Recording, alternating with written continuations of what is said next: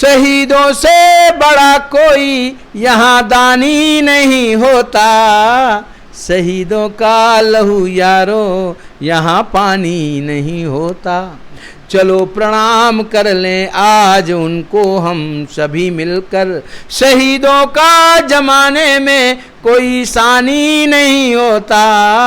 और जब मैंने देखा कि शहीदों की।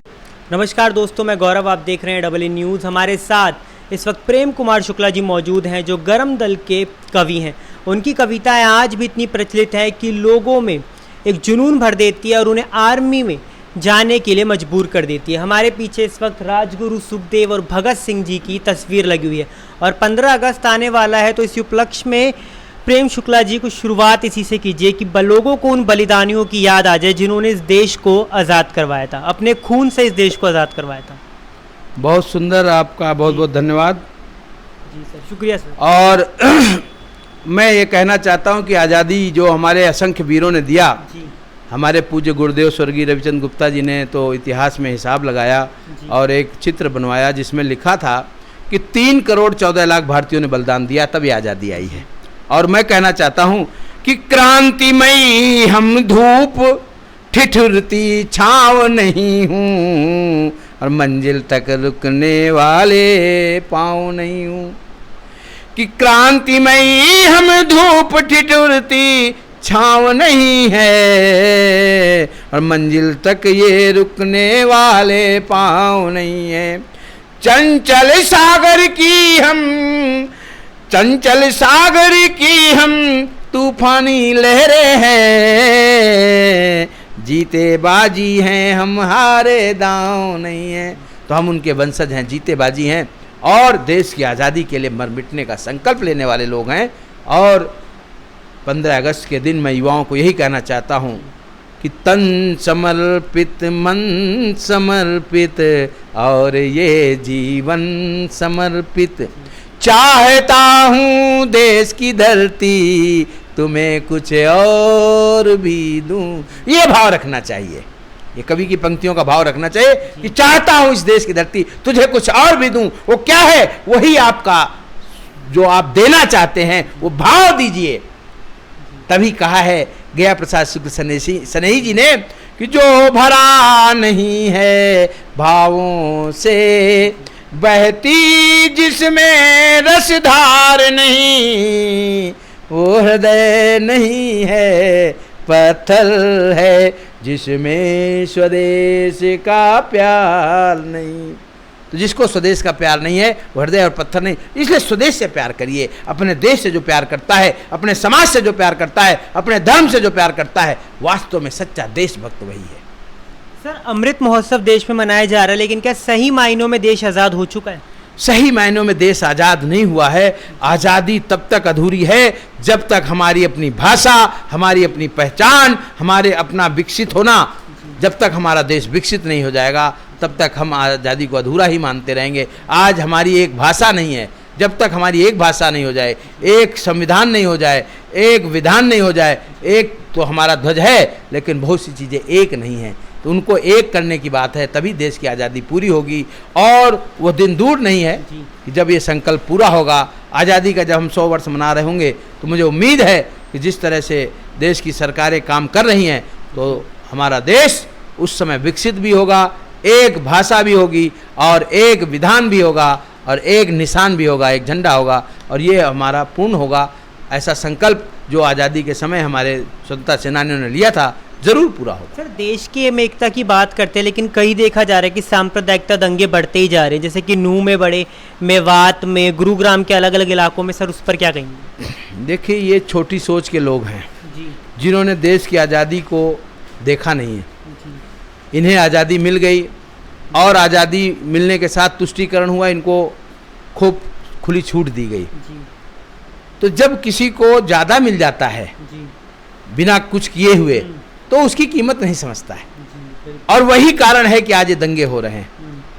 मैंने इनको कह रहा हूं कि जब पाकिस्तान धर्म के आधार पर हिंदुस्तान और पाकिस्तान का बंटवारा हुआ था, इनको जमीन 25% दी गई, आबादी 15% थी, तो इनको उसी समय पाकिस्तान एक एक गिन करके भेज देना चाहिए था।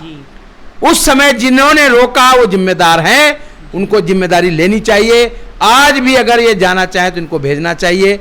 अगर जो दंगा करता है उसको पाकिस्तान के बॉर्डर पर छोड़ने का कानून भारत सरकार बना दे तो मैं कह रहा हूँ दंगा होगा ही नहीं कहीं पर, क्योंकि जिसको भी दंगा करता है उसकी एक ही सजा है कि अगर वो उस धर्म से रिलेटेड है जहाँ पाकिस्तान का धर्म है, अगर हिंदुस्तान का तो उसको भी बाहर हिंदुस्तान।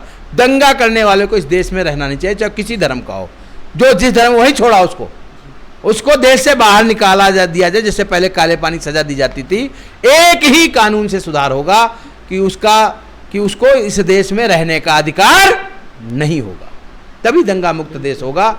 बस सर, देश की एकता अखंडता पर कोई कविता सर जो आपके दिल के बहुत पास हो और हमारे जनता जो सर है उसको सुन के एकदम लबालब हो जाए सर, देश आप बोर हो जाए सर आपके प्रेम। हाँ, देश की एकता और अखंडता के लिए यही मैं कहना चाहूँगा। एक बहुत सुंदर कविता है, मैं आपको सुनाना चाहता हूँ कि शहीदों से बड़ा कोई यहाँ दानी नहीं होता, शहीदों का लहू यारो यहाँ पानी नहीं होता। चलो प्रणाम कर लें आज उनको हम सभी मिलकर, शहीदों का जमाने में कोई सानी नहीं होता। और जब मैंने देखा कि शहीदों की चिताओं पर लोग नहीं जाते हैं, तब मैंने लिखा 2 लाइनें। शहीदों की चिताओं पर भला अब कौन है जाता, किसे फुर्सत है दुनिया में मेले कौन लगाता।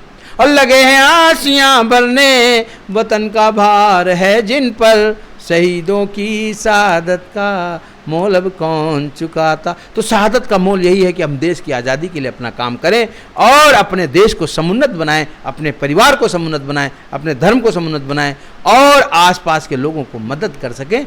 यही एक संदेश आज़ादी के अमृत महोत्सव में कर रहा हूँ। और स्वतंत्रता सेनानियों के बारे में जितने श्रद्धा भाव रखे, मैंने कहा है कि शहीद भगवान तो नहीं लेकिन भगवान से कम भी नहीं है। ये भाव हर व्यक्ति के अंदर होना चाहिए और उन्हें नमन करें, उनकी चिताओं पर जाएं, उनके संग्रहालयों को देखें, उनकी वीरताओं के किस्से सुनें, जिससे आने वाली पीढ़ी के अंदर वो वीरता का भाव रहे। और जो देश अपने शहीदों को याद रखता है, अपने खुद देश की स्वतंत्रता सेनानियों को याद रखता है, वो देश कभी मरा नहीं करता, वो देश हमेशा जीवित रहता है। एक सर बार बार सवाल उठता है कि देश को आज़ादी किसने दिलवाई। कुछ लोगों का कहना है कि गांधी जी ने, तो कुछ लोगों का कहना है भगत सिंह, सदगुरु, इन्होंने आज़ादी दिलवाई। सर आपकी क्या राय है? मेरी राय है कि आज़ादी सबके समन्वित प्रयास से मिला है। कोई गरम दल था, कोई नरम दल था, कोई कुछ ही था। सामूहिक प्रयासों का ही नतीजा आज़ादी है। और आज़ादी में जो गांधी जी का योगदान है वो एकता का भाव। उन्होंने सबको एक किया, चाहे गरम दल हो, चाहे नरम दल हो, चाहे किसान हो, चाहे महिला हो, चाहे पुरुष हो, चाहे बच्चा हो।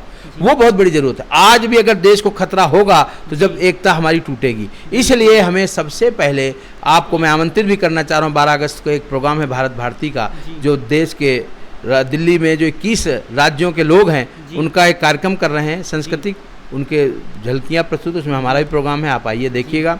और दूसरी बात उसमें ये मैं कह रहा हूँ कि एकता ही हमारी ताकत है, उस एकता को बनाए रखें। और कोई भी करता है अगर एकता के खिलाफ काम, तो उसको देश निकाला दिया जाना चाहिए। उसको छोड़ के आ जाओ, जिस देश के जिस धर्म का आदमी है उसी धर्म के देश में छोड़ाओ, चाहे कोई भी हो। बिल्कुल। प्रेम कुमार शुक्ला जी, एक आपसे अंतिम सवाल था कि जो सैनिक होते हैं, जो मर मिटने के लिए तैयार हो जाते हैं, उनके नज़रिए में और एक आम जनता के नज़रिए में कितना अंतर होता है?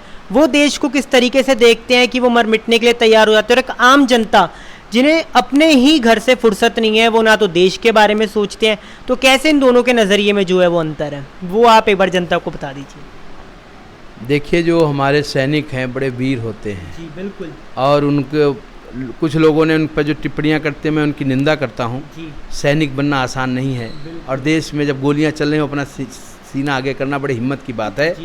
और उनके अंदर एक ही भाव रहता है कि कायर वे हैं जो हर बार मरा करते हैं, कायर हैं वे जो हर बार मरा करते हैं, और वीर पुरुष तो एक बार ही बस मरते हैं।